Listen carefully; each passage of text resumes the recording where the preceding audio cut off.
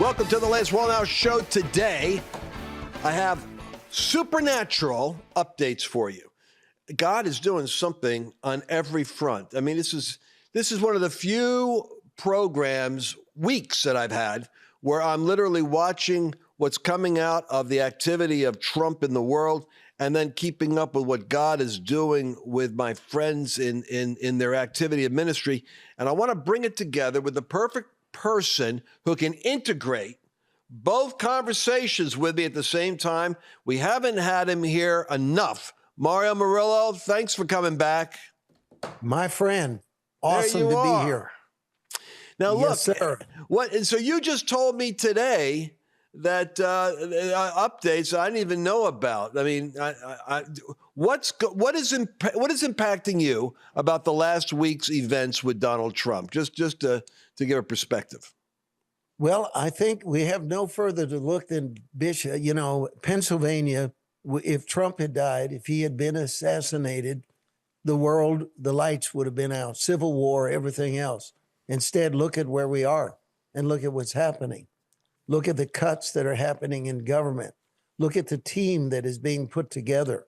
The competence, the clarity. I'm looking at the press secretary. I'm thinking to myself, my head is spinning with all of the breakthroughs that Trump has brought in such a short time. Can't do it without the hand of God. There's no doubt in my mind that what's happening now and what's unfolding and the world, the shift, I really believe the globalists do not know what hit them. It was a complete and total reversal of world events. And I'm sitting here thinking the church is got to come to the table now, because if we don't see that we have an opportunity that we'll never have like this again as long as we live, that whatever we're going to say, whatever we're going to preach, whatever we're going to do, we have to do it right now because the doors have blown open. It's kind of like the Jericho walls went down and the days of us circling what needs to happen are over. It's kind of like whatever you got, do it. Whatever solution you have, go into the city with it now because the Right. opportunities are there. And in particular, this shocking update with Gaza that, I was so entertained because I look at this stuff a little different than other people. I know that Rubio is having to do a high wire act every day because he has to stay in alignment with what Donald Trump's doing and not get ahead. But Trump is creating his own policy. He's not consulting. You know him. You know that Netanyahu is doing a press conference and Trump just dropped on him 10 minutes before they went in front of the cameras. You know what? I think I'll just do it myself. What do you mean, Mr. President? I mean, Gaza. I mean, it's rubble. Who's going to rebuild it? It's just going to be a mess if we did the UN. The UN's useless. You know that. I think I'll go in and do it myself. It'll be a whole new development. And to Trump, this is his delight. He can have a whole, what did he call it, on the Riviera? He's going to do. He said a new Riviera, just like the French Riviera in Gaza. and you can see Netanyahu going, it's a pretty audacious idea. I mean, you'll have to work it out with your team, I'm sure. But he's saying, I love it, but who would agree? He never got off the plane thinking Trump was going to say, I'll own it and do it myself. Absolutely. And I think to see this emulsion of Teddy Roosevelt and Ronald Reagan and, Andrew Jackson all in one president. This is an amazing thing to watch. You're absolutely right. People don't know what to do with it. And you know what it does? It increases his leverage with China because one day they're hearing 100% tariffs on all of you, 100%. If you guys are going to go with BRICS, 100% on you, 100% on you. And it's like, oh my God, that's insane. What do you mean 100% tariffs? Overnight, the Mexican peso and the Canadian, everything dropped the moment Trump said tariffs on you all. And then they come to the table the next day. Hey, what's the problem with the fentanyl? Not a problem. Iran just spoke today. Did you hear this one? After Trump says, hey, you guys had an assassination plan. Let me tell you something. I've already given instructions. If you succeed in that, it's obliteration. Basically, the whole nation's going to be a pancake. Done. You're done. How about that? And that's not where I want to go. That's not really how I want to do it, but we're going to be bringing maximum pressure on you right now. So you know what they just said? They just wrote back to them and said, nuclear is negotiable. We don't have to have a nuclear program. Everything's potentially, we could talk about it. He's just, the whole world is now being conditioned to, is he stable? And what do you do with a guy like this? And he's doing it with calculus. You know, the results are amazing. See, the Democrats didn't even have time to put a rebuttal together. They said, okay, well, this thing you did with Mexico is going to backfire. This thing you did with Canada, these are our allies, and you've been mean to them, and this is not going to work. And then Canada and Mexico start, posturing that we're going to fight back. We're going to do this and that, and then all of a sudden they capitulate on both ends. Both of them are sending troops to the border to make sure they're secure, and the fentanyl is stopped. And then the most hilarious one to me was Colombia, where the president said, no, we're not going to accept these people. And then Trump said, well, here's what's going to happen. And then he goes, okay, well, tell you what, I'll send my plane and I'll help you move them down here. And the Democrats are sitting there going, everything he's doing is bringing results. He hasn't even had to enforce these tariffs, and the changes have occurred. And there's a message to the church in there, Lance. There's a message to the church. What Trump knew that everybody else didn't know is America's power. They didn't realize the authority the United States had. Biden made it look like we had to go hat in hand to the world. And suddenly Trump said, I know what you don't know. I know what they're going to do. If we do this, they're going to do that. And I'm right. The church doesn't understand her authority in the spirit. The counterpart to that is our authority in the Word of God, which we have to thank Kenneth Hagin for in his writings about the authority of the believer. We've got to understand as the body of Christ that we likewise carry authority we don't understand. We don't know how to implement it. We have to go back to our roots. We have been apologizing the way that woke does. We have our own version of it in the church. And men of God have got to be bold. They've got to get in their pulpit and act like they have authority and say, you know what? There are things we're not going to put up with. There are things that we're going to stand on the Word of God, and Satan's going to back down. Just like these people back down, sickness is going to back down. Demons are going to back down. And that's affecting our ministry because we're invading territories we never thought we could. For the first time in our history, we're announcing our tent crusades a year in advance. We're going to have 5 this year. And I want to invite you to about 3 of them, by the way, and I'm going to work on your schedule, a little bit of friendly pressure. But this is going to be a year of massive harvest, massive breakthrough. But Trump is modeling something. America is powerful. You better believe that if you come against us, you play with us, you take advantage of us, that era of you using our weakness against us and using our identity ignorance against us, it's over. And the church needs the same wake-up call. Wow. Tell me some of the cities you're already gotten your plan to go to. Well, and the first one is Charlotte, North Carolina, where we are closing in on 500 volunteers. We're meeting with pastors on the 22nd. The second is Tyler, Texas, where almost 300 pastors have already signed up to have brunch with me, and we've got the fairgrounds. Then after that, Santa Barbara, California in July, which the Earl Warren Showgrounds, it's a major, major breakthrough and it's a total new model for us because we've gone for the down and outers. Now we're going for the up and inners that are in Santa Barbara. After that, we're going to Michigan, Howell, Michigan. Then we're closing it out in Houston, Texas. The Conroy Fairgrounds will be there in November. It's all set, and the Army's marching. We're excited. Wow. That is, and so, but it's not just that. So we've had in the Courage Tour, we had some phenomenal, it's always unfortunate when you move on to the next event. A lot of people, sometimes we don't stop and go back and say, and here's what you missed or here's what happened, because we're moving on to the next thing. But some amazing miracles happened. And by the providence of God, they were captured. And you've got a movie which is so shocking. I Am Living Proof, themovie.com. And tell us, I'll tell you what, don't tell us. Let me play a trailer, and then I want you to start talking about it. Let's play that trailer right now. Colorado Springs, are you ready? The promise that this tent holds is that the presence of God is there. I didn't want anything to do with God. I looked at the tent and went, no, this is not for me. You can be broken on the outside. You can be broken on the inside. I was considering assisted suicide.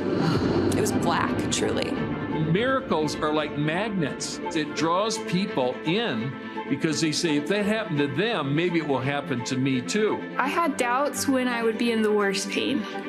And I remember saying, Lord, I believe, but help me with my unbelief. This thing that's been growing inside of you is dying by the power of God right now. One characteristic of what we call revival is that it's not the end. It's just the beginning. So I'm looking at the faces. I'm looking at the woman down on her knees, and I was sitting 8 feet from her, 10 feet from her. I was there. And what happens so often, Mario, is in these moments when miracles are happening, we don't follow the people out. So you're kind of, you think something happened. The person certainly looks like something happened, but there's no documentation of it. And somehow we ended up with, how did that happen that we ended up with documentation of these miracles? These are actual miracles. So now you go ahead and tell me what's in this movie. This movie tracks the lives of 3 people that were in that meeting in Colorado Springs before, during, and after. And 2 of them were not Christians at the moment of their healing. The 2 that were not Christians had either attempted suicide or were scheduling to have an assisted suicide because their pain and their debilitation physically was so extreme that they didn't have any hope and they were in total despair. How they came to the tent is as amazing as their healing. I'll just throw in one snippet because I know time is of the essence. Stephen, who was on 15 forms of opioids and medication to deal with the pain, and it didn't even touch it, was house-ridden and one day decided to kill himself. So he locked the door to his trailer and lined up all these bottles and began to take these prodigious amounts of pills, just gulping them down, well beyond any possibility of surviving. I mean, enough opioid to kill a horse, and he's taking them in. His neighbor felt a sudden urging that he was in trouble, came over to his trailer, and that locked door opened. She opened it. And he says that door was locked. That was his first clue that there was a God. And how he ended up in the tent and the story of what happened to his spine, which was shredded. And the moment, and it's so amazing that we captured the footage of each one of their healings, the word of knowledge when it came forward, then what they went through when they had their miracle documented by medical professionals, x-rays compared, everything. That's and that's all I want to say about it right now. But later on, if I get a chance, I'm going to tell you the creation of this film is so above my pay grade that I can't even take any credit for it. So the film is actually coming out in theaters, and that's huge. Yeah. And I want all of our audience to right now know that we've got to get the word out. So how do we do this? I Am Living Proof, the movie.com. Yes. Is that the best way to go? You got it on the screen for those users that are watching. Right.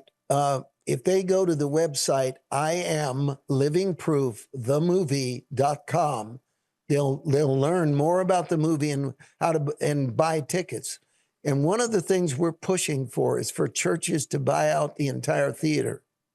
Some of these theaters are smaller, but here's the deal. We're approaching 700 theaters that are carrying the film. The remarkable part is they have to look at the trailer. They have to decide whether it's marketable. And why is it marketable?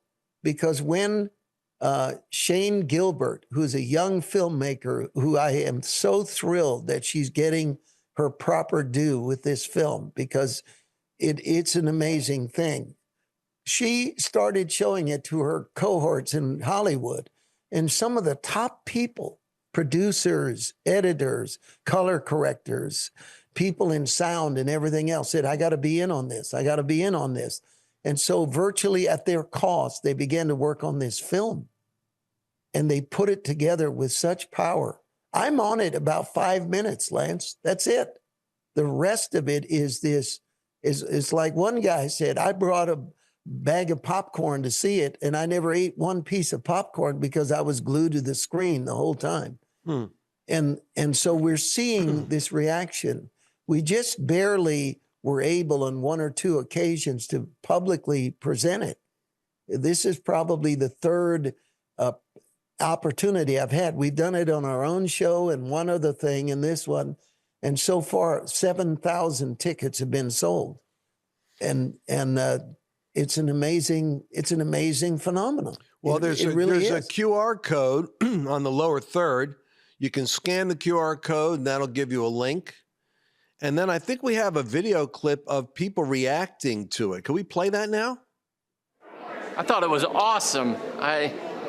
I said it was so good that I brought popcorn and I forgot to eat it because I was so into the film. It was excellent. I have high expectations for movies, and I was expecting to barely scrape the surface, but it completely blew the roof off of my expectations. Like, my expectations should not have been so low for a Mario Murillo movie.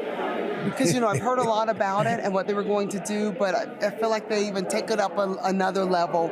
And it really just showed the glory of God and the amazing things that he does, and even some unexpected things. And I loved how they did the whole verification with medical community and such. So we're seeing all of these things, and we're specifically seeing, okay, yeah, we saw it in the tent, because I've been in those crusades, we've seen it, but now we can back it up with what happened. I thought it was so powerful and just so touching and moving and stirring to the spirit. Probably watching Bree's story, her telling it and bringing it to life was super powerful. His testimony really made me almost cry. I mean, it was really beautiful to see what God did. I really want that. We had a Satanist state legislator, Strange Duck, who came to the tent crusade in order to critique it on TikTok and to expose you and me as frauds. I'm really hoping. I'm trying to figure out how to get in touch with him. I want him to see the movie because he was in those events. And if he's a sincere Satanist, he's going to have a sincere problem because he actually thought we were fake. He'll find out that what he's been believing is fake. This is a real testimony. It's like the Catherine Coleman type of, the books by Jamie Buckingham, where they pulsate with they catch the essence of the event, I imagine, because it's capturing it, and then it's telling the story in an irrefutable way. How did you end up with a movie? How did that happen? I don't remember you talking about that during the Courage Tour.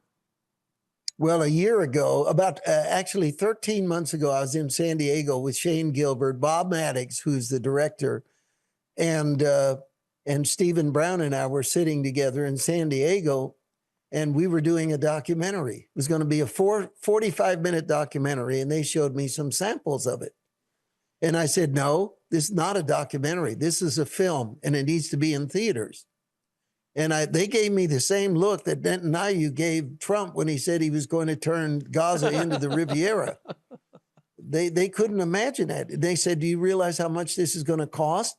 I said, it doesn't matter. It doesn't matter. What you have in these short clips you've shown me is a movie, and it needs to be in theaters, and you need to step back and release your creative juices and use all your powers and influence to make this something, a cinematic, in my view, a masterpiece that's going to live on. It's going to live on beyond me and my name or anything.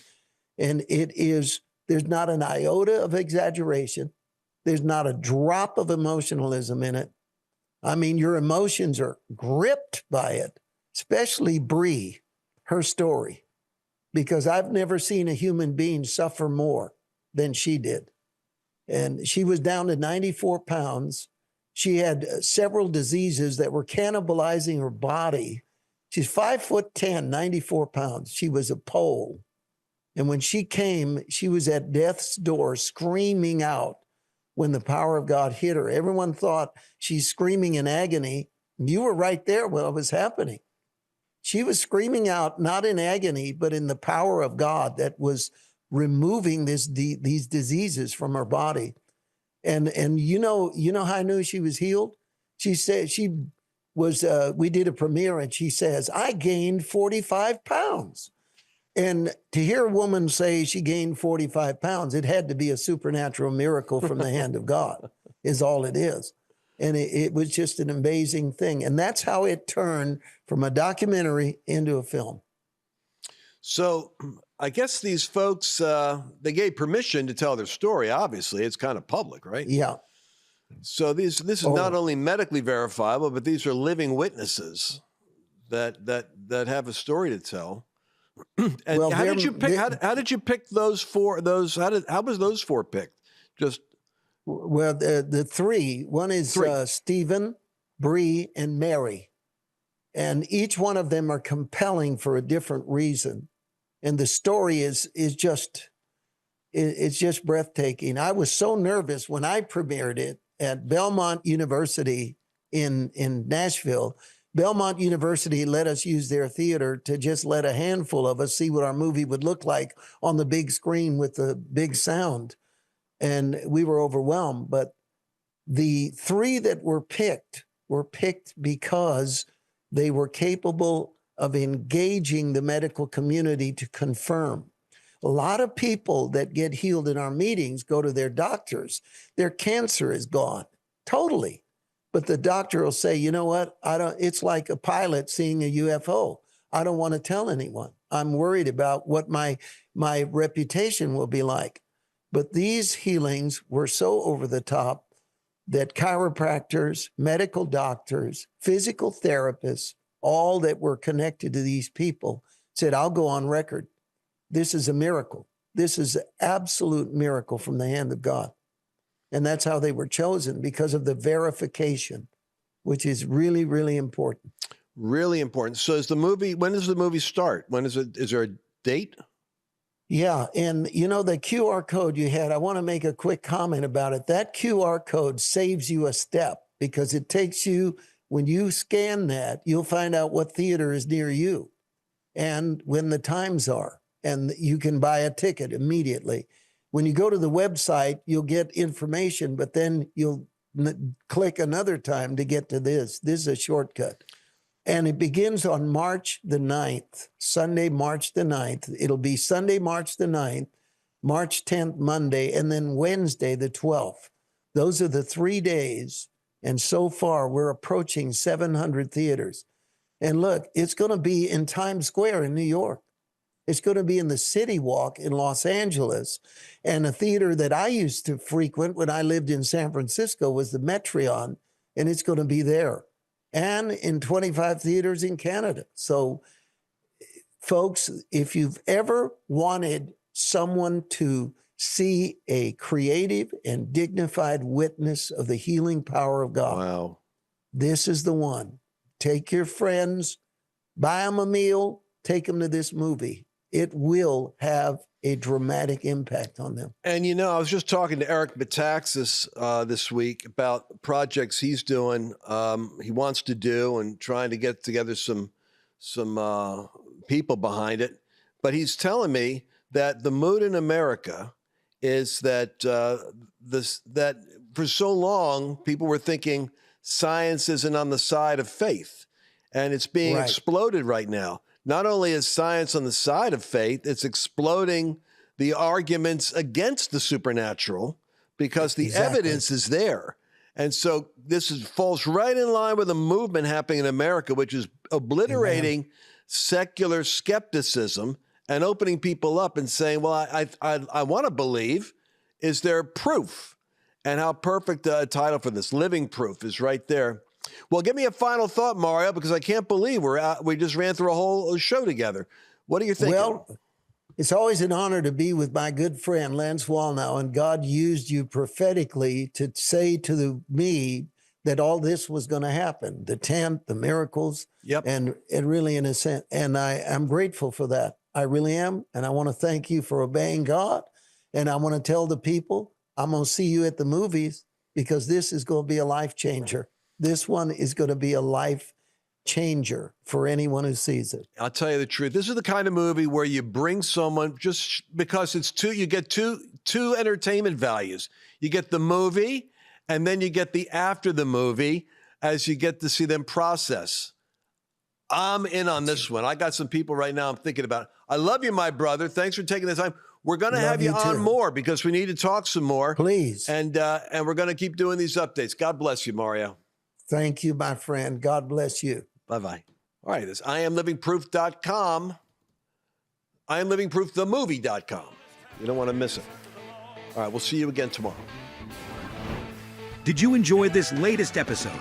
Please remember to share it with your friends, because the more knowledge you have,